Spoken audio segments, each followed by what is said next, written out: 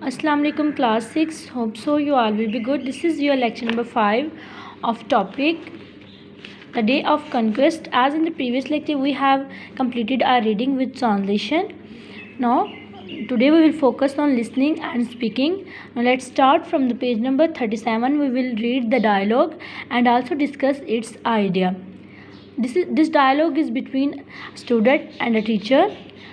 Ali, who is a student. Assalamu alaikum. Teacher, walaikum assalam. Ali, may I come in? Teacher, yes, come inside. As I have already told you about the rules and regulation of dialogue writing. जब हम किसी से discussion कर रहे होते हैं, जब दो पर्सन्स के दरमियान डिस्कशन होती है, फॉर्मल डिस्कशन और informal discussion, that is dialogue. और डायलॉग लिखते हुए हमें बहुत सारी चीज़ों का माइंड में रखना होता है. मीन्स कि सबसे पहले कभी भी जब हम अपने डिस्कशन का स्टार्ट लेते हैं तो उसमें जो है जो हम बात करना चाह रहे होते हैं फ़ौरन से हम उसी से स्टार्ट नहीं कर देते. मीन्स अगर आप किसी से मिले हैं तो फर्स्ट ऑफ़ ऑल आप जो है ग्रीटिंग्स जो है उनका एक्सचेंज करेंगे. मीन उसका आप सलाम दुआ करेंगे, आप हाल अहवाल पूछेंगे, चाहे वो आपके टीचर हैं या आपके फ्रेंड हैं, कोलीग्स हैं या फिर आपके क्लासमेट्स हैं.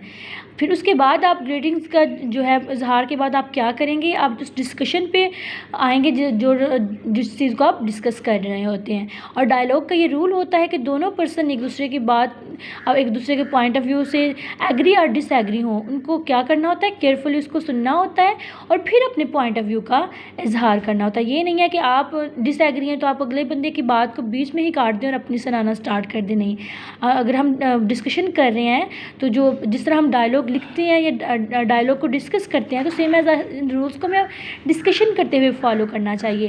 कि हम किसी चीज़ को अगर डिस्कस कर रहे हैं अपने क्लास फेलो के साथ, क्लासमेट के साथ, टीचर के साथ, तो हमें पता होना चाहिए कि हमने किस तरह जो है किस वे में या किस तरह बिहेव करना है, किन मैनर्स का हमने ध्यान रखना है. क्लियर.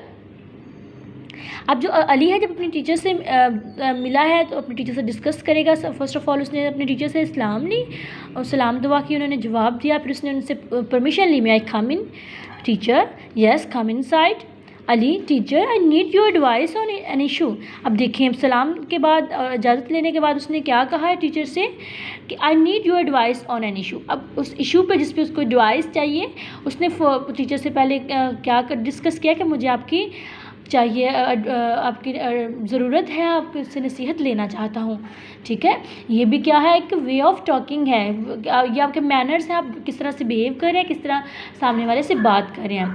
अगर आप अपने फ्रेंड से बात कर रहे हैं तो अगर आप ये जो है आई need your advice on an issue ये आप नहीं भी कहेंगे तो चल जाएगा. लेकिन अगर अपने टीचर से बात कर रहे हैं तो ये क्या है, आपकी ग्रेटिंग्स में है, मैनर्स में है कि आप उनसे डिस्कस करने से पहले आप उनसे परमिशन ले रहे हैं कि मुझे आपकी जो है एडवाइस चाहिए.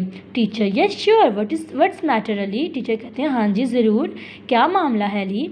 Ali, as you know our final examination will start from next week.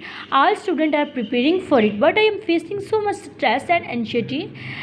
I keep forgetting all the concept. What should I do?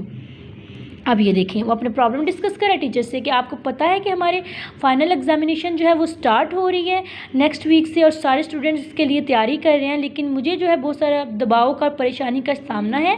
मैं ये सारे मुझे लग रहा है कि मैं सारे जो है कॉन्सेप्ट जो है भूल चुका हूँ, तो मुझे समझ नहीं आ रही मैं क्या करूँ. अब ये देखें जब पेपर स्टार्ट होने वाले होते हैं तो मोस्ट जो इस टाइम पोजीशन है अली की, मोस्टली स्टूडेंट्स की यही पोजीशन होती है. सब कुछ आने के बावजूद भी उनको ये फील हो होता है जैसे वी हैव फॉरगेट एवरीथिंग. ठीक है, हमें कुछ नहीं पता, हम सब कुछ भूल गए. हालांकि ऐसा कुछ नहीं होता, आप भूले नहीं हैं, ये आपकी कन्फ्यूजन है, आपका लोअर कॉन्फिडेंस है. और उस टाइम आपको ज़रूरत किस चीज़ की होती है, आपको कॉन्फिडेंस की. आपको एक आप समझिए कि आप इनकरेज करने वाले पर्सन की ज़रूरत होती है. आपको कॉन्फिडेंस और इनकरेज की ज़रूरत होती है कि कोई आपको कॉन्फिडेंस दे, आपको इनकरेज करे कि you can do it, you know everything and you have read everything. सब कुछ पढ़ा है आपने, आपको सब कुछ आता है, आप कर सकते हो. तो यही वर्ड्स जो है बच्चे के लिए मोटिवेशन का, करेज का और कॉन्फिडेंस का ज़रिया बनता है. वो वर्ड टीचर भी बोल सकते हैं, आपके पेरेंट्स भी बोल सकते हैं और आपके फ्रेंड जो है इसमें वो भी अपना रोल जो है अदा कर सकते हैं. Teacher, Ali, I know what you are feeling right. No, मुझे पता है। अब ये टीचर का कैरेक्टर जो है इस टाइम, टीचर का जो डायलॉग है, टीचर का जो वर्ड्स हैं अली के लिए बहुत ज़्यादा इंपॉर्टेंस रखते हैं। मीन्स इसी पे डिपेंड करता है कि अली अपने एग्ज़ाम की तैयारी कर सकेगा या नहीं कर सकेगा। क्या कह रही हैं teacher? Ali, I know what you are feeling right no, मुझे पता है तुम क्या फील कर रहे हो।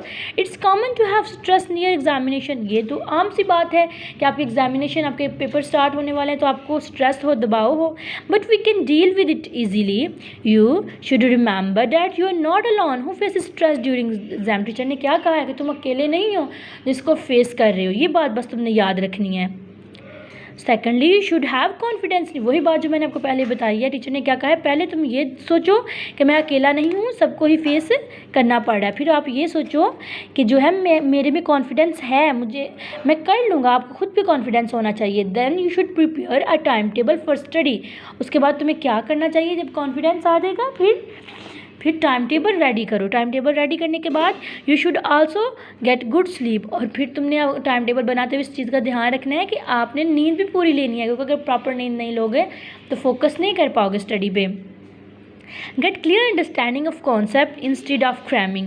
क्या कह रहे हैं कि क्लियर कॉन्सेप्ट की जो अंडरस्टैंडिंग है उसको लो, बजाय के मिक्स करने के या रट्टा लगाने के आप जो है कॉन्सेप्ट्स को समझो, उस पर ध्यान दो। By following this steps you will feel much better and also regain your courage and confidence. कहता है ये सब करने के बाद, टीचर ने कितनी प्यारी बात कही है, ये सब करने के बाद आप इस काबिल हो जाओगे, तुम्हारा जो कॉन्फिडेंस और जो करेज है वो डेवलप होगा और तुम जो है अच्छी तरीके से प्रिपरेशन कर सकोगे।